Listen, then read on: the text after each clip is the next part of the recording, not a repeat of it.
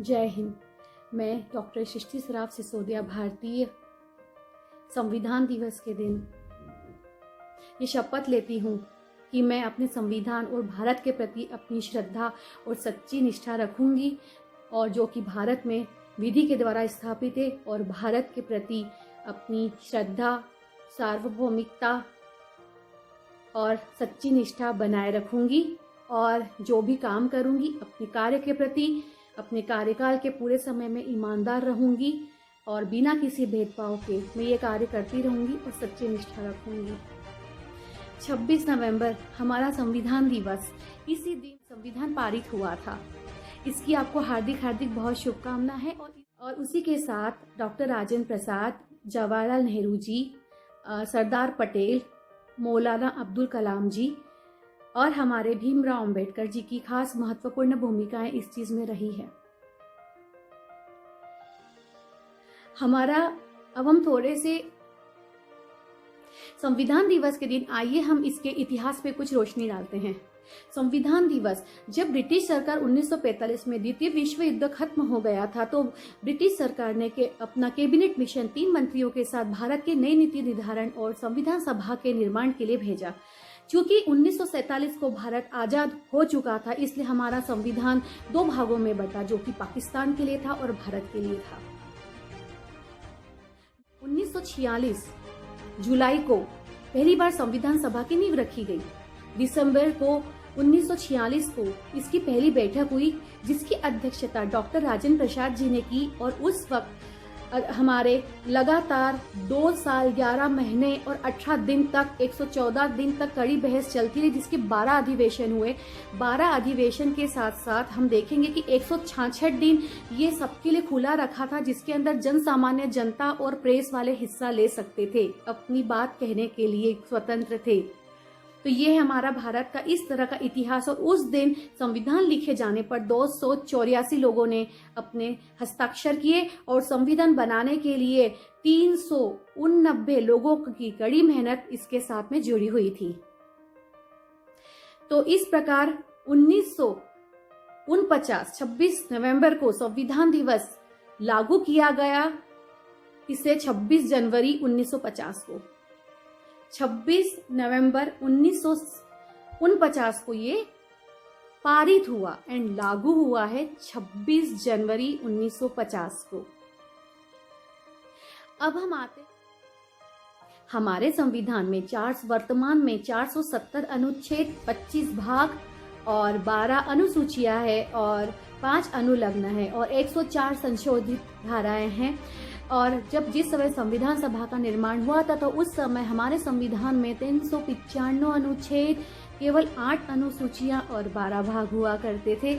और अभी ही हम देखें तो सबसे अधिक रिसेंट में 101 नंबर के संशोधन में हमारे भारत में जीएसटी का बिल लागू किया गया और ये संशोधन किया गया। समय समय पर जब जरूरी होता है तो हमारे संविधान में पुराने बनाए गए नियम और धारा में परिवर्तन जब आवश्यक हो जाता है, तो एक इसमें मेजॉरिटी के साथ बहुत सारे सबूत, बहुत सारी मेजॉरिटी और बहुत ज़्यादा सोच विचार के साथ इसकी किसी भी धारा में संशोधन किया जा सकता है, जो अब के लिए ज़्यादा ही या भविष्य के लिए और ज़्यादा ही सुचारू रूप से चलाने के लिए मददगार साबित हो। हमारे संविधान की धारा 79 के तहत हमारे भारत को केंद्रीय संघीय माना गया। हमारे केंद्रीय कार्यपालिका के प्रधान हमारे राष्ट्रपति जी होते हैं, जिनको धारा 74 नंबर 1 में प्रधानमंत्री नियुक्त करने की सलाह दी गई, जो कि हमारे राष्ट्रपति को सलाह देते हैं और उनकी मंत्रिपरिषद के साथ सलाह मशवरा करके वो राष्ट्रपति को सारे कार्य की सूचना देते हैं और सारे कार्य संभालने की प्रेरणा देते हैं। उसी प्रकार से हमारे केंद्रीय परिषद में हमारे राष्ट्रपति और 2 हमारी राज्यसभा और हमारी लोकसभा होती है। लोकसभा हमारी लोक सदन की होती है और राज्यसभा जो होती है हमारे राज्य निर्वाचित लोगों से होती है। और इसी तरह किसी भी एक राज्य में हमारी राज्यसभा होती है, विधानसभा होती है और उसी से ऊपर कुछ कुछ राज्यों में विधान परिषद होती है, हमारी मंत्री परिषद जो होती है। फिर हर राज्य के प्रमुख राज्यपाल को जरूरी सूचनाएं, विचार विमर्श वो हमारे मुख्यमंत्री जी की मंत्री परिषद के साथ दिया जाता है। तो इस प्रकार से हमारे भारत का ये जो गणतंत्र संविधान है ये बना और इसकी एक संरचना की गई है। और ये किसी विश्व में किसी भी गणतांत्रिक देश का सबसे लंबा लिखा जाने वाला हमारा ये संविधान। हमारे संविधान में सबसे ज्यादा प्रभाव हमारे भारत का धारा नंबर 135 का है, जो कि 250 अनुच्छेद को अपना प्रभाव डालता है। हमारे संविधान की प्रारूप समिति और सर्वोच्च न्यायालय ने भारत के संविधान को संघात्मक संविधान माना गया है, लेकिन इसमें कुछ विद्वानों में हमारे भारत की प्रस्तावना के आधार पर हमारे भारत का संविधान संप्रभुता संपन्न, समाजवादी, पंथ निरपेक्ष, लोकतंत्र, गणतंत्र है।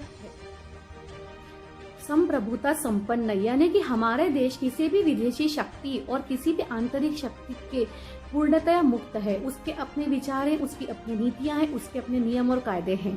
उसी प्रकार हम आते हैं समाजवादी। समाजवादी हमारे समाज में सभी को समानता प्राप्त है, किसी को जाति, धर्म, लिंग, रंग के भेद पे हम विषमता में नहीं रखते हैं, सबको समान अधिकार प्राप्त है। पंथ निरपेक्षता, हमारा भारत सभी धर्मों को समान इज्जत देते हुए धर्म सहिष्णुता पे विश्वास रखता है। और इसी प्रकार से भारत का संविधान हम सबके लिए सर्वोच्च विधान है। और इसके साथ हमारा देश जिस प्रकार से लगातार चल रहा है, इतने साल पुरानी सोच के साथ, जिस प्रकार से आप सोच सकते हैं कि इतनी पुरानी सोच ने कितने भविष्य के निर्माणकारी कार्यों को मद्देनजर रखते हुए अपने भारत के संविधान का निर्माण किया है, जिसके अंदर केवल 104 संशोधन किए गए हैं, जिसकी प्रस्तावना 124 संशोधन की थी, लेकिन 104 में ही संशोधन किया गया है। अब आप सोच सकते हैं कि हमारे भारत का संविधान कितना महान है, कितना मजबूत है और कितने मजबूती से भारत के उन नींव में और कितनी मजबूती से कंधों पे रखा गया है। और जिस प्रकार से हमारे आजकल के सारी भारतीय जनता और हमारे भारत के सारे नेता अधिकारीगण जिस प्रकार से संविधान की इज्जत करते हुए उसके प्रति सच्ची निष्ठा और भक्ति और उसके प्रति श्रद्धा रखते हैं। जय हिंद, वंदे मातरम। संविधान दिवस के दिन हमारे भक्ति भावना देशभक्ति से ओतप्रोत 2 लाइनें प्रस्तुत है। सारे जहां से अच्छा हिंदोस्तां हमारा, सारे जहां से अच्छा हिंदोस्तां हमारा। हम बुलबुले हैं इसकी, ये गुलसिता हमारा, सारे जहां से अच्छा हिंदोस्तां हमारा।